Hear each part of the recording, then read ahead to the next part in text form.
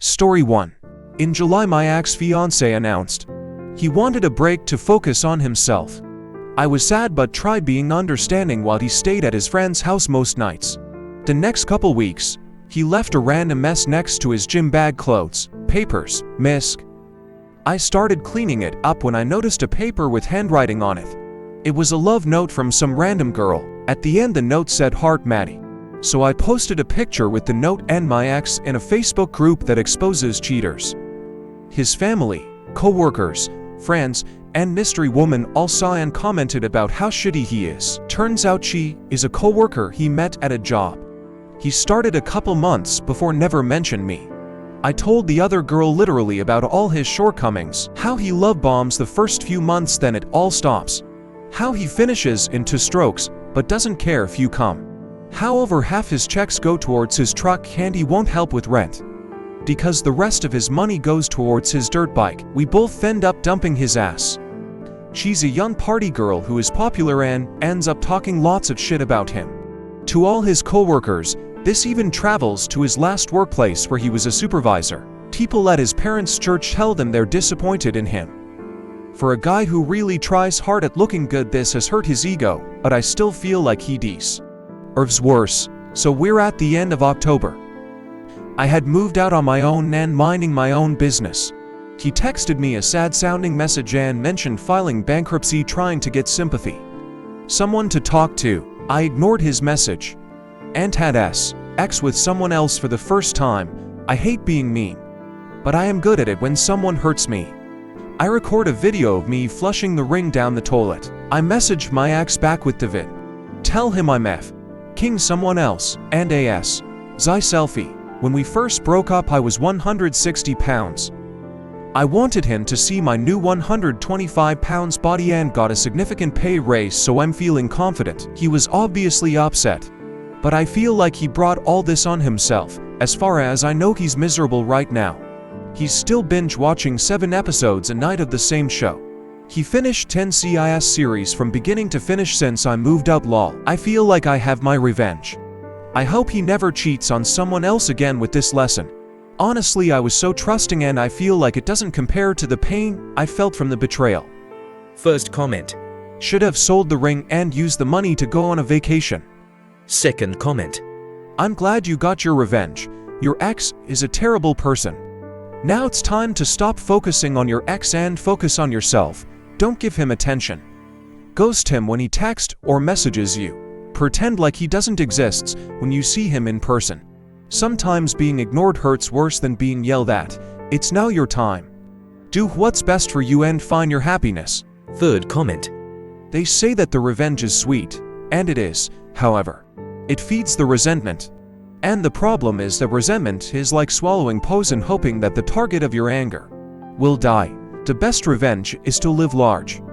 You already kicked him to the curb with some fireworks attached. Move on. Show him how little he meant for you. Story 2. My 31F husband 50M asked me for a paternity test because he thinks I cheated. We 31F 50M have been together for almost 9 years, and during all these years we tried to conceive. But it was impossible even though we have tried everything. So we gave up, and 5 years ago, we decided to adopt a beautiful kid 6'8". Since then we haven't done any treatment to get pregnant again. But we haven't stopped trying to conceive naturally, even though we knew it was impossible. Well, I got pregnant and he didn't react like I thought he would after trying for years. When I found out I was pregnant, I was already in my 17th week. So since then, I have had a lot of doctor's appointments to check that everything is okay.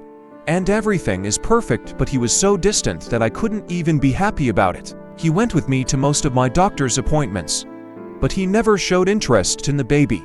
He is always quiet, and in the last 2 he didn't want to go with me, and I felt very hurt by that. Because he loves our children with his life, and seeing him act that way towards our daughter, who was not even born yet, really hurt me. When I asked him what was wrong, he made excuses. Like he didn't want more children because he is old. And he doesn't want this baby to be bullied at school for having an old father and things like that. And at first I understood it, because I know that our children sometimes receive ridicule for that.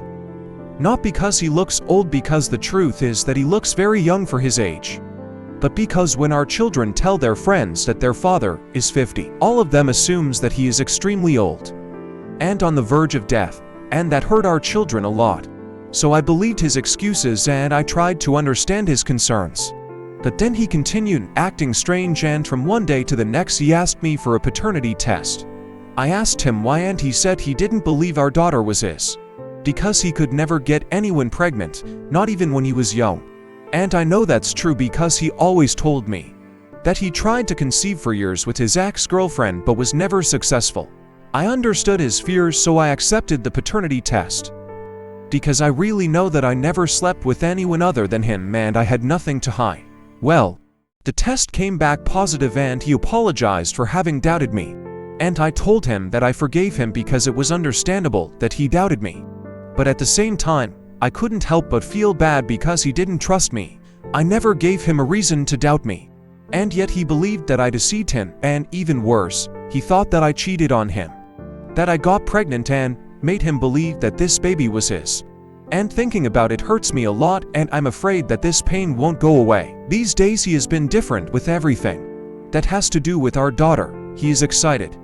He has bought her many things and he is constantly talking about her to everyone. And part of me wants to feel happy and understand him, but another part of me is still hurt.